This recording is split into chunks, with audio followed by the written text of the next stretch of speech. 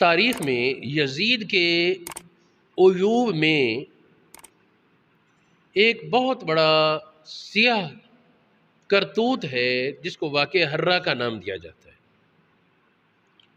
واقعہ حرہ کی جو تفصیل تاریخ والوں نے لکھی میں آج اس میں نہیں جاؤں گا، میں آج صرف وہ بیان کروں گا جو حدیث کی کتابوں میں محدثین نے لکھا، کیونکہ ہمارے دور میں کچھ سر پھرے ایسے ہیں جو سرے سے اس واقعے کا انکار کر رہے ہیں، ہوا ہی کوئی نہیں، جبکہ شیخ عبداللہ کے محدث دہلوی نے متواتر کہا ہے، اس کو متواتر ثابت ہے۔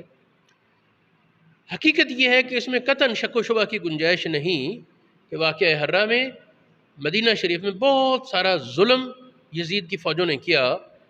تو یہ واقعہ حرہ 63 ہجری 63 ہجری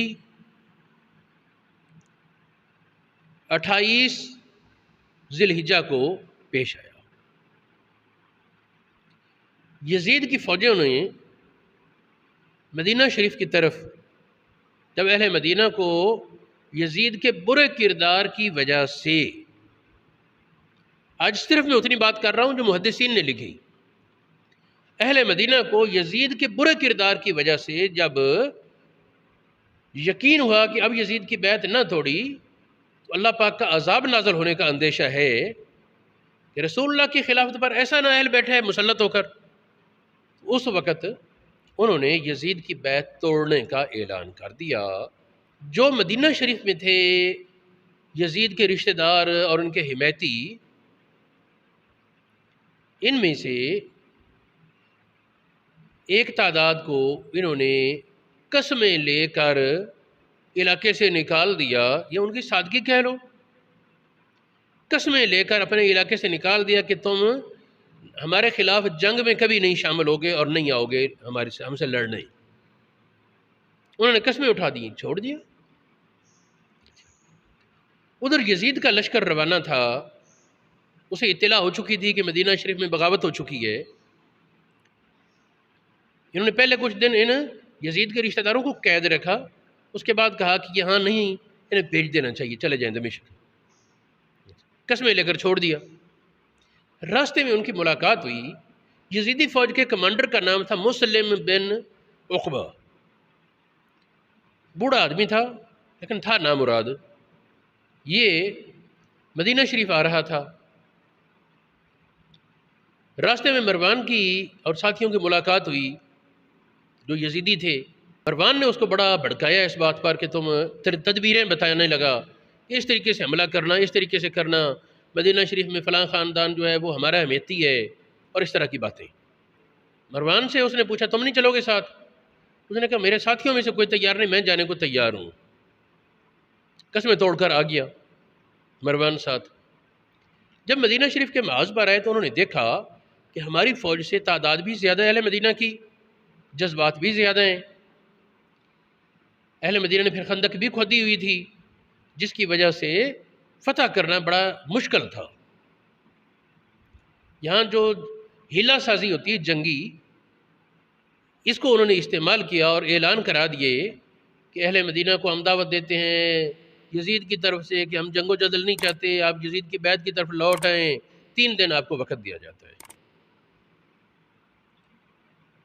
3 دن تک وہ اہل مدینہ اپنے پیرے پر رہ کے وہ اندر نہ آئیں، وہ اپنے پیرے پر رہے کہ یہ اہل مدینہ جو ہے ان کو باہر سے کہیں سے کمک نہ ملے، اور اندر خانے وہ جو مروان نے بتایا تھا فلاں خاندان، ان کے ذریعے وہ کسی خفیہ پہاڑی راستے میں سے مدینہ شریف کے اندر فوج کی ایک تعداد داخل کرنے میں کامیاب ہو گئے۔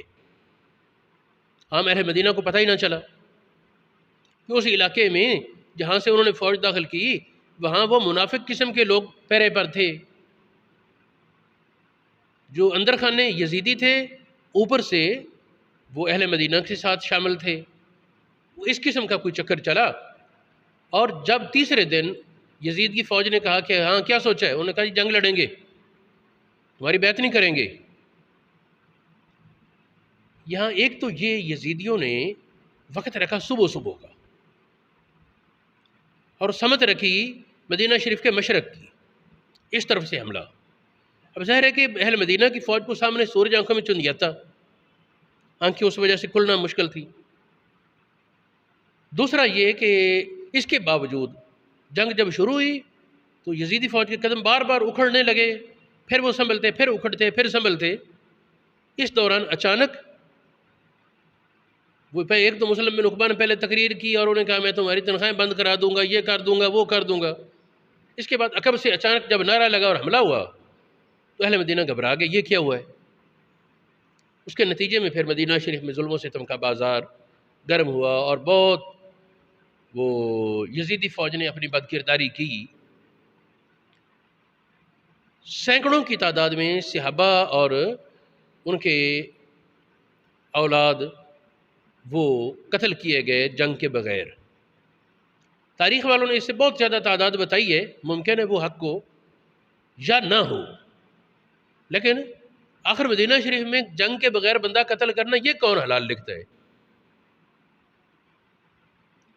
پھر حضور علیہ السلام کے قریبی رشتہ داروں میں یہ ایک فضل بن عباس بن ربیعہ بن عبد المطلب،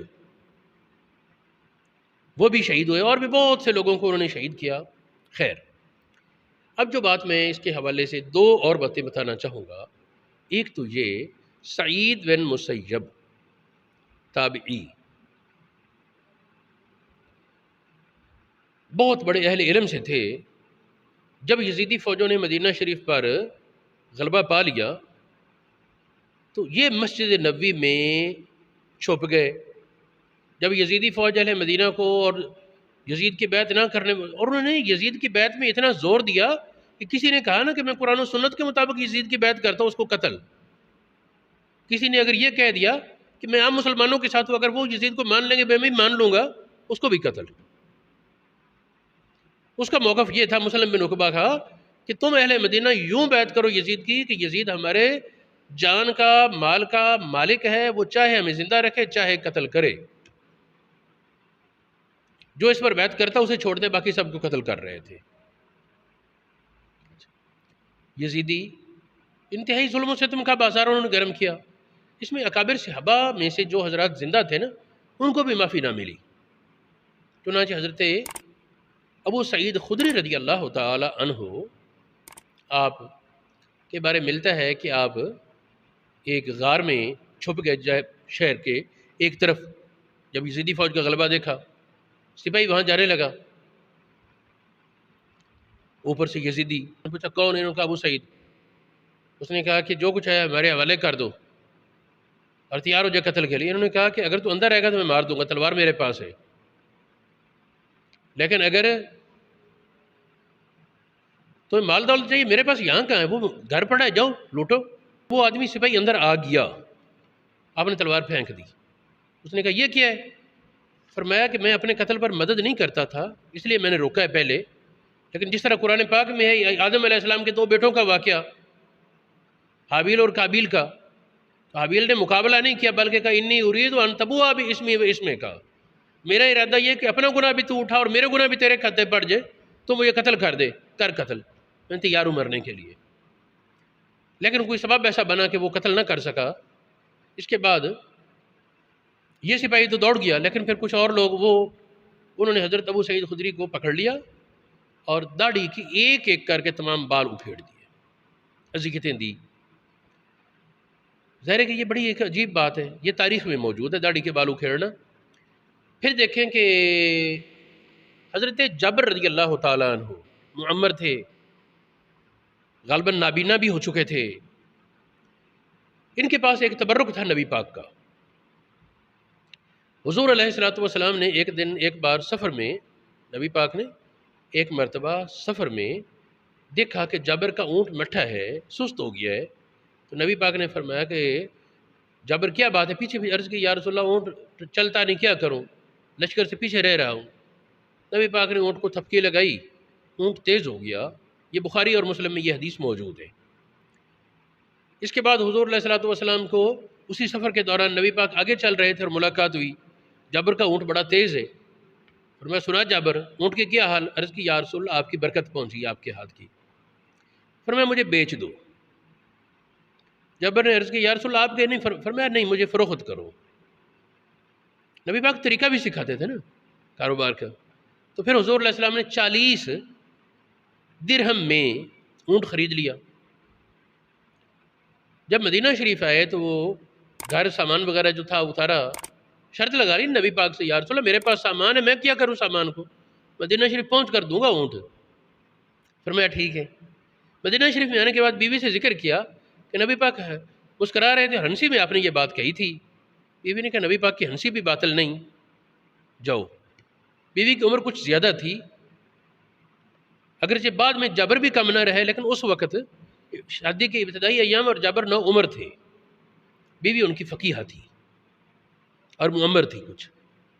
تو حضرت سیدنا جابر رضی اللہ تعالیٰ عنہ کو اونٹ نبی پاک کے پاس مسجد کے باہر کھڑا کیا اور نبی پاک کو سلام عرض کیا۔ فرمایا اونٹ لے آئے؟ عرض کی لے آیا ہوں۔ بلال جو نبی پاک صلی اللہ علیہ وسلم کے خزانے پر مامور تھے، بلال کو حکم دیا کہ اس کو دے دو 40 درہم۔ پھر فرمایا کچھ اوپر بھی دے دو۔ وہ جو کچھ اوپر تھا نا وہ خاص تبرک تھا، کچھ بھان تھا۔ تو حضرت سیدنا جابر لے کر بڑے خوش خوش جا رہے تھے کہ آواز پڑی، گلی پھرے تو نبی پاک بلاتے ہیں۔ ذہن میں پریشان ہوئے، نبی پاک کو کسی نے کہہ دیا ہوگا جو اونٹ تو اتنے کا نہیں ہے، تو آپ واپس کر دیں گے سودا۔ نبی پاک فرماتے ہیں ہاں بھائی اونٹ پر راضی ہے سودے پر؟ عرض کیا جی میں تو راضی ہوں۔ فرمایا ٹھیک ہے اونٹ بھی لے جا اور پیسے بھی لے جا۔ یہ خاص تبرک تھا جابر کے پاس، ہمیشہ جابر اس کو اپنے تھیلے میں رکھتے اور کبھی کمی نہ آتی، کبھی ان کے مال میں گھاٹا نہ پڑتا، بڑا فراوانی اور برکتیں اور فراخی اور کیا کیا آمدن کے نئے سے نئے ذرائع ملتے جاتے اور بڑی فراخی۔ یہ جب واقعہ حرہ ہوا، اس میں لوٹ مار مچی، تو جابر کا وہ تھیلا بھی لے گئے جس میں خاص تبرک، وہ تبرک تو جابر کے لیے تھا نا، بل وہ اس دن سے ان کے پاس نہ رہا۔ یہ حدیث مسلم شریف میں ہے، مسند احمد بن حنبل میں ہے، حضرت جابر کے وہ تھیلے کا واقعہ حرہ میں یزیدیوں کا لے جانا۔ اب کیا کہیں گے، یہ بھی معتبر نہیں کتابیں۔ اسی طرح حضرت سعید بن مسیب کا ذکر کیا ہے، وہ سنن دارمی میں صحیح سند کے ساتھ ہے۔ اس طرح مصابیح السنت، مشکات المصابیح کا اصل، مشکات المصابیح کا اصل ہے مصابیح السنت، اس کتاب میں وہ روایت موجود ہے، مشکات شریف میں بھی ہے، حضرت سعید بن مسیب والی روایت۔